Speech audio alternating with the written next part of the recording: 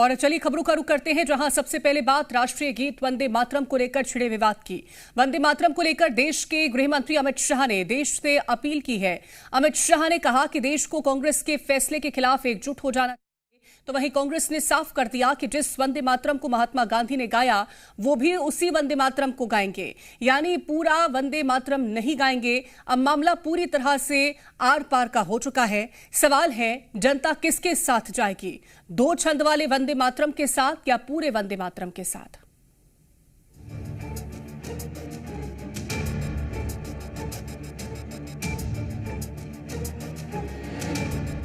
गृहमंत्री अमित शाह ने वंदे मातरम को लेकर आज कांग्रेस पर ऐसा आरोप लगाया जिसकी काट निकालने के लिए कांग्रेस को अब नए सिरे से तैयारी करनी पड़ेगी। तुष्टीकरण की कांग्रेसी नीति की पुष्टि हुई। कांग्रेस पार्टी फिर एक बार इस देश में तुष्टीकरण की राजनीति को पुरजोश तरीके से आगे बढ़ा रही है।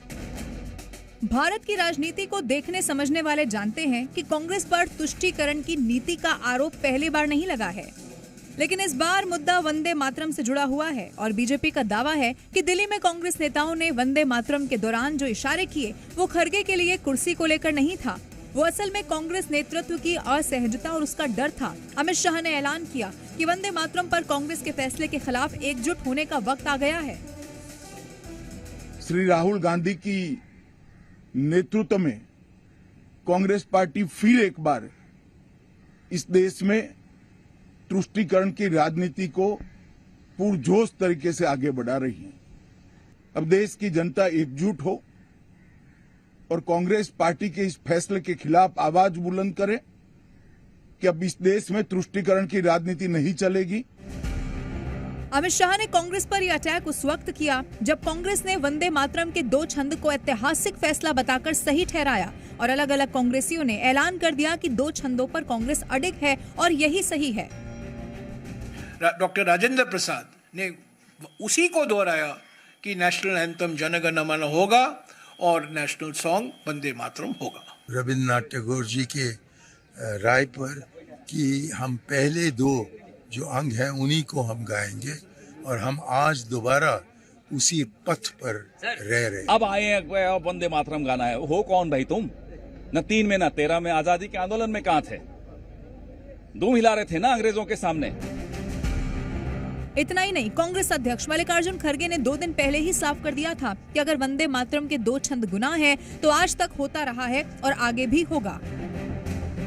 इनको मालूम नहीं, लोग पैदा होने से पहले कांग्रेस वालों ने एक रेजोल्यूशन पास करके देश में कौन सा राष्ट्रीय गीत अपनाना ये किए हैं। तुम जो बोलते वही राष्ट्रगीत, आप जो कहते वही होगा। कल के दिन दूसरी सरकार आएगी, वो अगर कहे वही होता है। 90 साल से जो चल रहा है वही हम किए। सिर्फ 6 महीने के बाद उत्तर प्रदेश में विधानसभा का चुनाव होने जा रहा है। वो उत्तर प्रदेश जहां पर विधानसभा की 403 सीटें हैं और यूपी की जनता अपना अगला मुख्यमंत्री चुनेगी।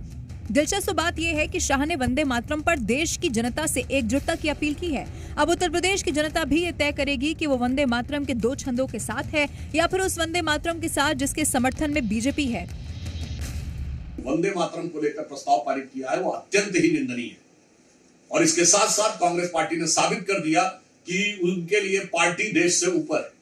इसलिए देश के संविधान के द्वारा प्रदत्त शक्ति के साथ संसद से पारित कानून से बड़ा है उनका कार्य समिति का प्रस्ताव। राहुल गांधी जी जो इनको सिखाएंगे उतना ही ये बोलेंगे और देश की जनता खड़गे जी कभी माफ नहीं करेगी और कभी इसे बर्दाश्त भी नहीं करेगी। तो क्या बीजेपी देश की जनता से ये पूछने वाली है कि वो किसके साथ है? एक तरफ है दो छंदों का वंदे मातरम जिसे गाने में मुसलमानों को एतराज नहीं है और दूसरी तरफ है पूरा राष्ट्रीय गीत जिसे गाने से कई मुसलमान साफ साफ इनकार कर चुके हैं। सवाल ये भी है कि क्या बीजेपी वंदे मातरम को लेकर चुनावी राज्यों में भी जाएगी? ब्यूरो रिपोर्ट, जी मीडिया।